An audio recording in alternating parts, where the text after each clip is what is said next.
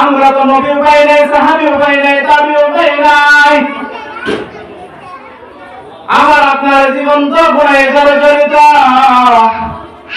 এই কবরের আযাব থেকে, ভয়ঙ্কর কবর থেকে কেউ রেহাই দেয় নাই। একজন সাহাবীর যদি ঘটনা শুনেন, ইবনে মাজার মধ্যে হাদিসটা আছে, হযরত সাদ রাদিয়াল্লাহু তাআলা আনহু জলিলুল কদর একজন সাহাবী। কেমন সাদ, দুনিয়ার কোন সাদ নাই।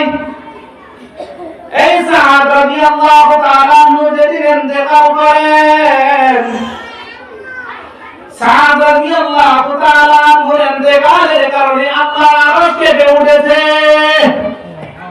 বলেন না সুবহানাল্লাহ। সুবহানাল্লাহ। এই সাদ রাদিয়াল্লাহু তাআলা আনহুর ইন্তেকালের কারণে আল্লাহর আরশ কেঁপে উঠেছে। এই সাদের ইন্তেকালের কারণে জান্নাতের দরজা সাদের জন্য খুলে দেওয়া হয়েছে। ওই সাদ রাদিয়াল্লাহু তাআলা আনহুর জানাজার মধ্যে আসমান থেকে আল্লাহ তাআলা ৭০,০০০ ফেরেশতা জমিনের মধ্যে আসছে। নবী সাল্লাল্লাহু আলাইহি ওয়াসাল্লাম ইবনে মাজাহ হাদিসের মধ্যে বলেন, ওই সাদের কবরটা সংকীর্ণ হয়ে গিয়েছিল, কবরটা চিপা হয়ে গিয়েছিল।